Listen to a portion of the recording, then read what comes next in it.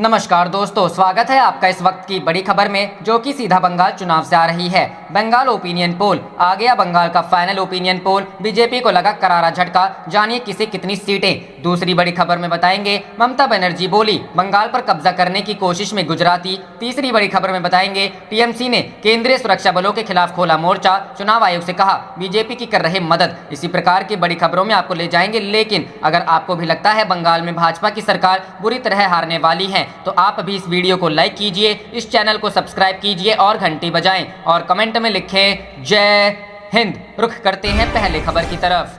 Bengal opinion poll आ गया। बंगाल का final opinion poll, BJP को लगा करारा झटका। जानिए किसे कितनी सीटें। जी हां दोस्तों, 5 राज्यों के विधानसभा चुनाव के पहले फेज की वोटिंग होने में महज कुछ दिनों का समय ही बचा हुआ है। इन राज्यों में जिस पर लोगों की सबसे ज्यादा नजरें हैं वह पश्चिम बंगाल है। बंगाल में ममता बनर्जी तीसरी बार सत्ता में वापसी की आस लगाए बैठी है, तो वहीं बीजेपी राज्य में 200 से ज्यादा सीटों पर जीत दर्ज करने का दावा कर रही है। हालांकि ओपिनियन पोल्स की माने तो इस बार बीजेपी राज्य में सत्ता हासिल करने से काफी दूर रह सकती है। एबीपी न्यूज सी वोटर ने वोटिंग शुरू होने से ठीक पहले एक ताज़ा सर्वे करवाया है, जिसे उसने फाइनल ओपिनियन पोल बताया है। ओपिनियन पोल के अनुसार राज्य में एक बार फिर से ममता बनर्जी हैट्रिक बनाने जा रही हैं। मालूम हो कि बीते दिन एबीपी न्यूज ने एक और सर्वे एजेंसी सीएनएक्स के साथ मिलकर सर्वे किया था, जिसमें ममता बनर्जी को तगड़ा झटका लगता दिखाई दे रहा था।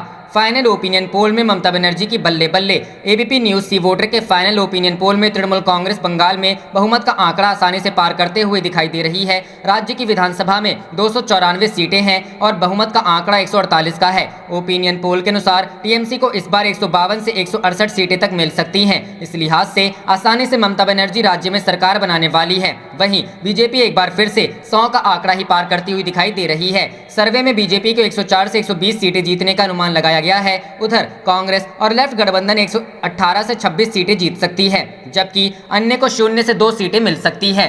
किसे कितनी फीसदी वोट का अनुमान। पिछले लोकसभा चुनाव में बंगाल में 18 सीटें जीतकर सभी को चौंका चुकी बीजेपी इस बार राज्य में बड़ी जीत दर्ज करने का दावा कर चुकी है। हालांकि अब जब फाइनल ओपिनियन पोल में टीएमसी की तीसरी बार सरकार बनाने का अनुमान जताया जा रहा है, तो अब लोगों की नजरें वोट फीसदी पर टिक गई है। सी वोटर के सर्वे के अनुसार टीएमसी वोट फीसदी में बाजी मार सकती है। टीएमसी को इस बार 42% वोट मिल सकता है, जबकि बीजेपी 37% मतों पर ठहर सकती है। कांग्रेस और लेफ्ट की बात करें तो 13% वोट मिल सकते हैं, जबकि अन्य की झोली में 8% वोट जाने का अनुमान है। पिछले ओपिनियन पोल में बीजेपी टीएमसी की थी टक्कर। पश्चिम बंगाल के लिए किया गया पिछला ओपिनियन पोल एबीपी न्यूज और सीएनएक्स का था, जो कि मंगलवार शाम को जारी हुआ था। इस ओपिनियन पोल में बताया गया था कि बंगाल में बीजेपी को 130 से 140 सीटें तक मिल सकती हैं। ओपिनियन पोल के अनुसार टीएमसी को 136 से 146 सीटें मिलने का अनुमान जताया गया था। वहीं कांग्रेस और लेफ्ट गठबंधन को राज्य में 14 से 18 सीटें दी गई थी। उधर अन्य को 1 से 3 सीटें तक दी गई। हालांकि सी वोटर के साथ किए गए फाइनल ओपिनियन पोल में न्यूज चैनल ने टीएमसी को तीसरी बार सरकार में वापसी का अनुमान। रुख करते हैं अगली खबर की तरफ। ममता बनर्जी बोली बंगाल पर कब्जा करने की कोशिश में गुजराती।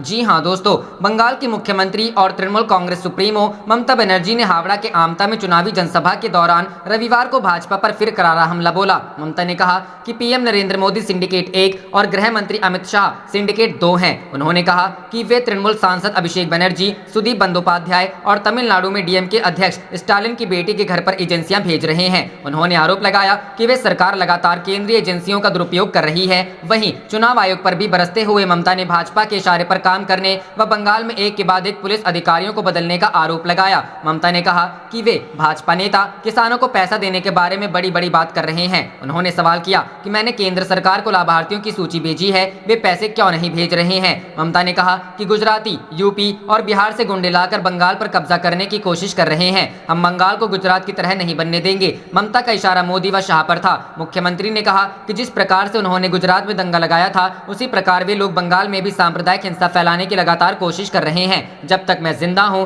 यहाँ हिंदू एवं मुसलमान को आपस में कोई भी शक्ति लड़ा नहीं सकती। ममता ने कहा कि केंद्र में भाजपा की सरकार एक एक करके देश की संपत्ति को पूंजीपतियों के हाथों बेच रही है। उन्होंने लोगों से आह्वान किया कि देश को बचाने के लिए आप लोग तृणमूल कांग्रेस का साथ दें। राज्य में 6 अप्रैल को होने वाले तीसरे चरण के मतदान के लिए चुनाव चुनाव प्रचार के अंतिम दिन ममता ने ताबड़तोड़ 5 रैलियां की। हावड़ा के अलावा उन्होंने दक्षिण 24 परगना जिले के सोनारपुर व बारुईपुर एवं हुगली जिले के खाना कुलबा पुरसुरा में रैली को संबोधित किया। रुख करते हैं अगली खबर की तरफ। टीएमसी ने केंद्रीय सुरक्षा बलों के खिलाफ खोला मोर्चा, चुनाव आयोग से कहा बीजेपी की कर रहे मदद। जी हां दोस्तों, पश्चिम बंगाल में विधानसभा चुनावों के 2 चरण बीत चुके हैं। 6 अप्रैल को तीसरे चरण की वोटिंग कराई जानी है। इस बीच तृणमूल कांग्रेस ने चुनावों के दौरान ड्यूटी पर तैनात केंद्रीय सुरक्षा बलों पर गंभीर आरोप लगाए हैं। शुक्रवार को चुनाव आयोग से मुलाकात कर टीएमसी के एक प्रतिनिधिमंडल ने कहा कि केंद्रीय सुरक्षा बल बीजेपी का पक्ष लेने वाला रवैया अपना रहे हैं। वहीं बीजेपी ने भी चुनाव आयोग से शिकायत की कि मुख्यमंत्री ममता बनर्जी ने नंदीग्राम में वोटिंग वाले दिन 2 घंटे तक एक मतदान केंद्र के भीतर रहकर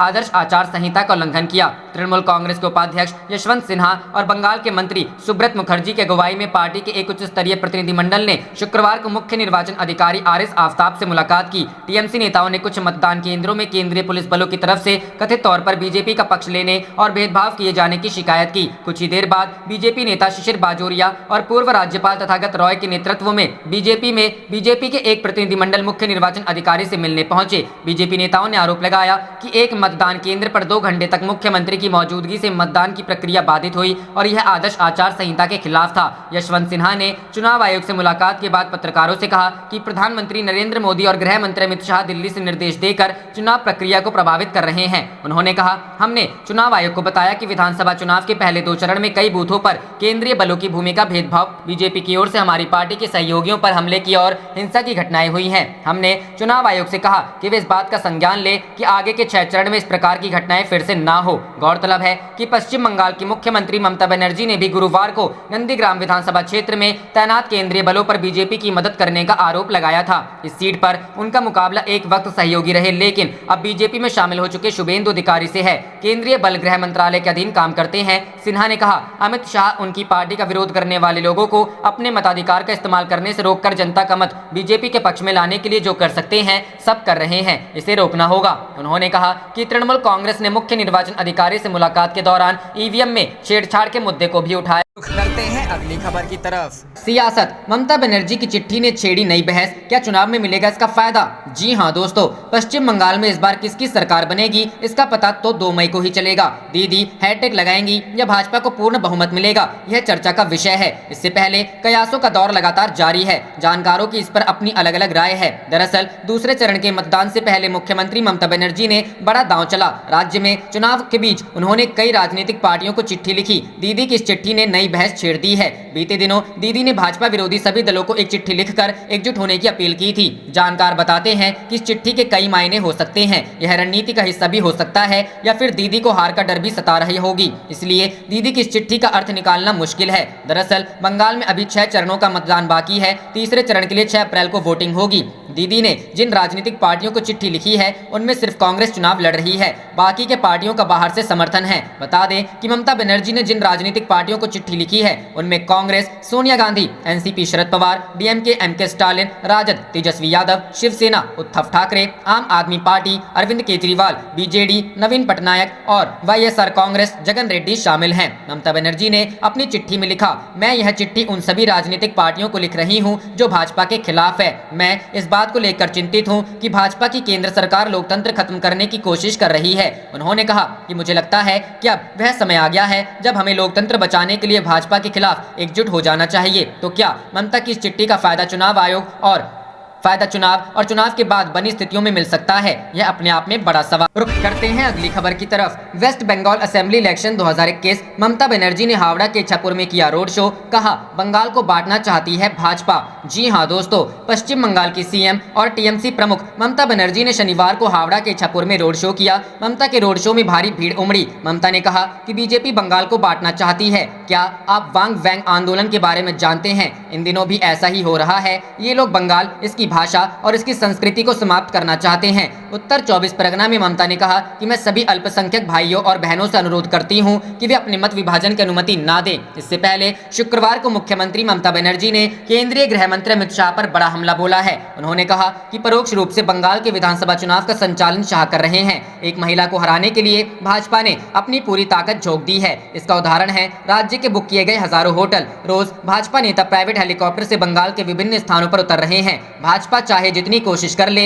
मगर वह मुझे पराजित नहीं कर पाएगी। ममता ने शुक्रवार को दिनहाटा, कूच बिहार व नाटाबाड़ी में पार्टी उम्मीदवारों के समर्थन में चुनावी सभाओं को संबोधित किया। तृणमूल कांग्रेस सुप्रीमो ने अपने संबोधन में कहा कि भाजपा के गुंडों ने मेरा पैर तोड़ दिया मगर मेरा मनोबल नहीं तोड़ पाएंगे। मैं टूटे पांव से एक ही दिन में नंदीग्राम तो दूसरे दिन दिनहाटा पहुंच सकती हूं। मुझसे कोई टक्कर नहीं ले सकता। मुझसे टकराने वाला खुद ब खुद चकनाचूर हो जाएगा। उन्होंने कहा कि तृणमूल के गद्दारों के बल पर भाजपा राज्य में सत्ता पाने का स्वप्न देख रही है जो कभी पूरा नहीं होगा। उधर कूच बिहार में कहा कि मैंने यहाँ की सभी मांगे पूरी की है। ममता बनर्जी ने कहा कि मैं बीएसएफ व केंद्रीय पुलिस का सम्मान करती हूँ पर वह लोग भाजपा कार्यकर्ता की हैसियत से काम कर रहे हैं। चुनाव चल रहा है इसलिए मैं शांत हूं। चुनाव के बाद सबका हिसाब होगा। आयकर विभाग की छापेमारी सिर्फ तृणमूल कांग्रेस के कार्यकर्ता व नेताओं पर ही होती है, सिर्फ बंगाल में होती है। उत्तर प्रदेश, बिहार, मध्य प्रदेश में प्रवर्तन निदेशालय व आयकर विभाग के अधिकारी नहीं जाते। भाजपा में गुंडे भरे हुए हैं और दंगा कराने में माहिर सरकार है।